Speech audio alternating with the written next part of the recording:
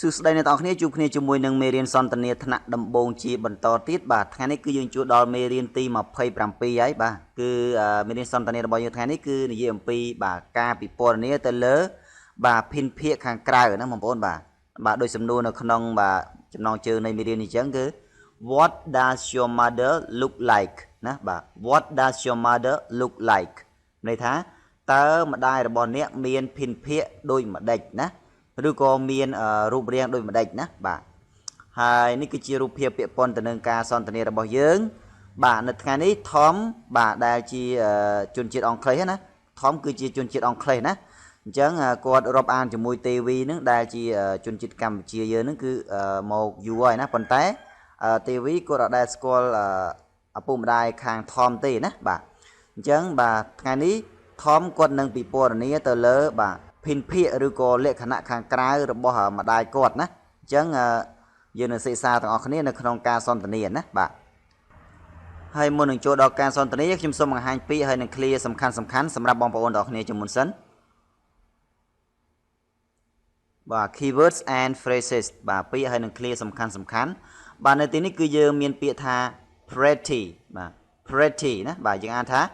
pretty មានន័យថាស្អាតណាបាទ pretty ហ្នឹងហើយយើងមានពាក្យថា here បាទ here ណា here ហ្នឹងគឺយើងប្រែថាសក់ណាបាទ here ណាបាទហើយយើងក៏មានពាក្យថា tall បាទយើងអានថា tall បាទ tall ហ្នឹងគឺមានន័យថាខ្ពស់ណាបាទហើយយើងមានពាក្យបន្តទៀតគឺ short បាទយើងអានថា short បាទពាក្យ short ហ្នឹងគឺមានន័យថាទាបណាបាទអញ្ចឹងពាក្យពីរហ្នឹងគឺផ្ទុយគ្នាណាបាទ tall ផ្ទុយនឹង short ណាបាទសូមកុំភ្លេចជួយចុច subscribe ហើយនឹងបើករូបសញ្ញាកណ្ដឹងដើម្បីទទួលបានមេរៀនថ្មីដែលខ្ញុំនឹងផុសជាបន្តបន្ទាប់ហើយយើងក៏មានពាក្យថា brown បាទ brown ហ្នឹងគឺមានន័យថាពណ៌ត្នោតណាបាទ brown បាទយើងមានពាក្យបន្តទៀតគឺ blonde បាទយើងអានថា blonde បាទពាក្យ blonde គឺមានន័យថាពណ៌ទងដែងណាបាទពណ៌ទងដែងហើយយើងមើលបន្តទៀតបាទ have got បាទ have got អញ្ចឹងមក clear ហ្នឹងគឺមានន័យថាមានណាបងប្អូនបាទ have got ហើយយើងមានពាក្យថា color បាទយ៉ាងថា color ណាបាទ color គឺយើងប្រែថា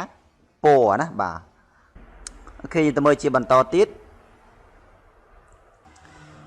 បាទយើងមានសំណួរថា what does your mother look like ណាបាទ what does your mother look like មានន័យថាតើម្ដាយអ្នកមានភិនភាគដូចម្ដេចណា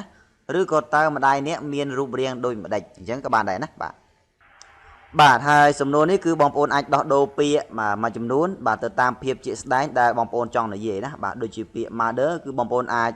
ដូរពាក្យ mother ទៅជា father ឬក៏ brother ឬក៏ sister ណាបាទទៅតាមភាពជាក់ស្ដែងដែលបងប្អូនត្រូវការនិយាយណាបាទ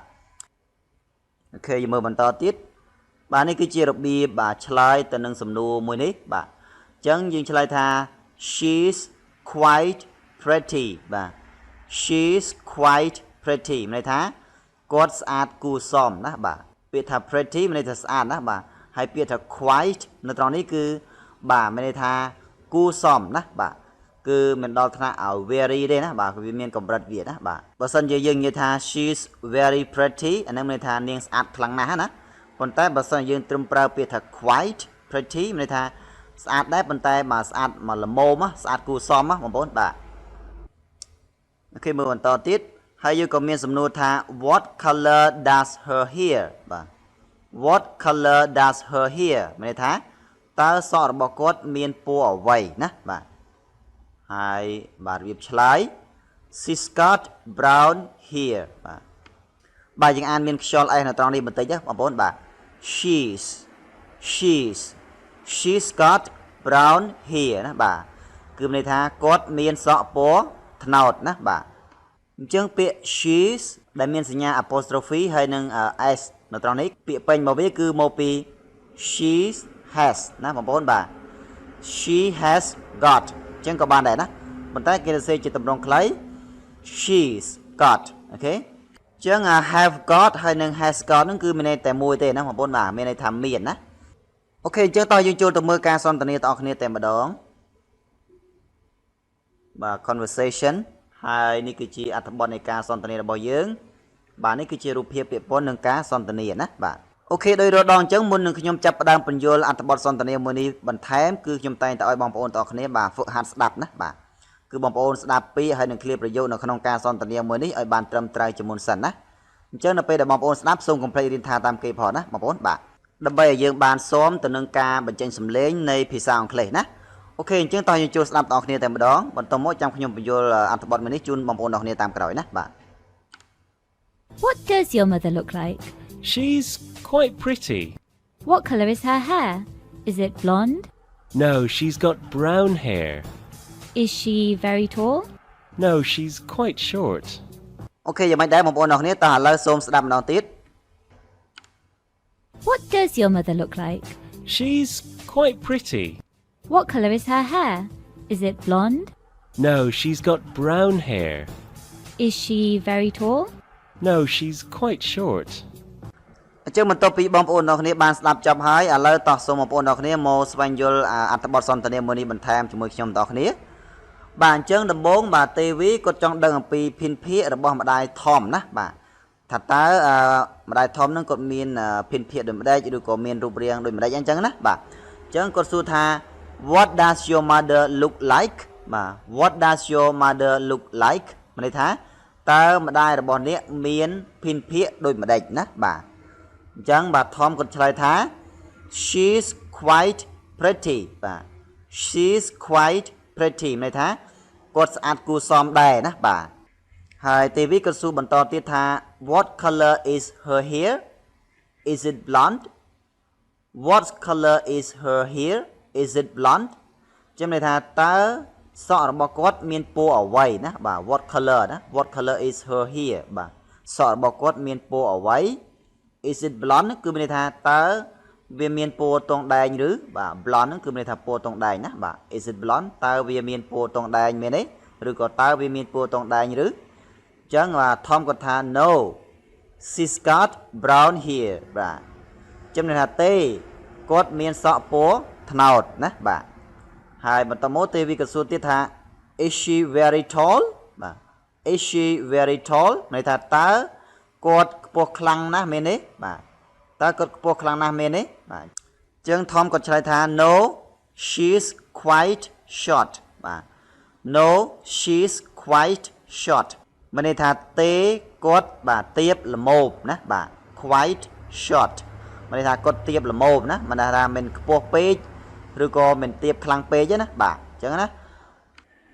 អូខេអញ្ចឹងតោះយើងត្រូវត្រួតពិនិត្យទាំងអស់គ្នាឡើងវិញថាតើយើងបានចេះអ្វីខ្លះនៅក្នុងមេរៀនរបស់យើងថ្ងៃនេះបាទ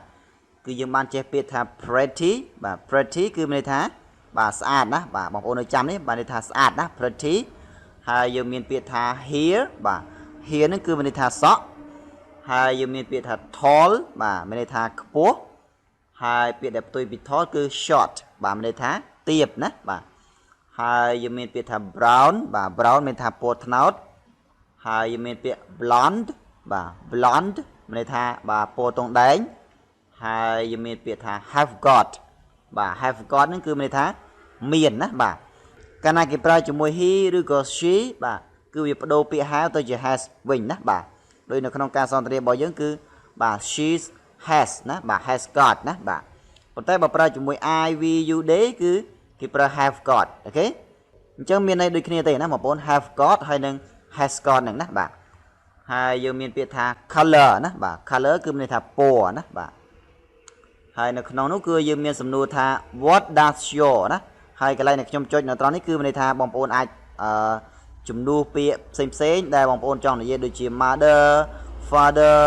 brother sister អញ្ចឹងណាបាទអញ្ចឹងបងប្អូនអាចដោះដូរពាក្យកន្លែងនេះបានណាបាទទៅតាមជាក់ស្ដែងដែលបងប្អូនចង់និយាយណាបាទអញ្ចឹងទៅមកគឺបងប្អូនត្រូវមានពាក្យថា look like ណាបាទគឺសំណួរនេះគឺយើងប្រើដើម្បីសួរភិនភាគឬក៏លក្ខណៈខាងក្រៅរបស់អ្នកណាម្នាក់ណាបាទអញ្ចឹងជាឧទាហរណ៍ What does your brother look like ណាបាទ What does your brother look like ណាមានន័យថាតើបងប្អូនប្រុសរបស់អ្នកហ្នឹងបាទមានភិនភាគដូចម្ដេចឬក៏មានរូបរាងដូចម្ដេចណាបាទហើយនៅក្នុងនោះក៏យើងមានសំណួរថា what color ណាបាទជាទូទៅឲ្យតែបងប្អូនចង់សួរគេអំពីពណ៌គឺបងប្អូនសួរដោយ what color ណាបាទ what color តើបាទពណ៌អ្វីណាបាទជាឧទាហរណ៍ What color is his hair បាទ What color is his hair ណាមានន័យថាតើសក់របស់គាត់ពណ៌អ្វីណាបាទចឹងនៅត្រង់នេះគឺយើងប្រើពាក្យ his បាទបើសិនជាមនុស្សប្រុសណាបាទហើយបើសិនជាស្រីគឺយើងប្រើ her ណាបាទនៅក្នុងការសន្ទនាមិញណាបាទអ្នកខ្លះគាត់មានសក់ពណ៌ត្នោតខ្លះពណ៌ខ្មៅខ្លះពណ៌ក្រហមអញ្ចឹងណាបាទអញ្ចឹងយើងអាចឆ្លើយទៅតាមនឹងទៅបាទបើសក់ពណ៌ក្រហម red hair អញ្ចឹងទៅណាបាទពណ៌ខ្មៅ black hair បាទពណ៌ត្នោត brown hair អញ្ចឹងទៅណាបាទអូខេអញ្ចឹងខ្ញុំសូមបញ្ចប់មេរៀនសន្ទនារបស់យើងតែប៉ុណ្ណឹងបាទប្រសិនបើបងប្អូនមានសំណួរឬក៏បងប្អូនមានមតិយោបល់អ្វីបងប្អូនអាច comment នៅខាងក្រោមវីដេអូនេះបានណាបាទសូមអរគុណបងប្អូនទាំងអស់គ្នាដែលបានតាមដានការបង្រៀនភាសាអង់គ្លេសនៅលើ YouTube Channel BS English ខ្មែរសម្រាប់បងប្អូនដែលចង់ទទួលបានមេរៀនថ្មីៗទាក់ទងទៅនឹងពាក្យវេយ្យាករណ៍ការសន្ទនាការបកប្រែក៏ដូចជាមេរៀនភាសាអង់គ្លេសផ្សេងៗទៀតសូមបងប្អូនចុច Subscribe ហើយនឹងបើរូបសញ្ញាកណ្ដឹងដើម្បីទទួលបានមេរៀនថ្មីៗដែលខ្ញុំនឹងផុសជាបន្តបន្ទាប់សូមអរគុណសូមជម្រាបលា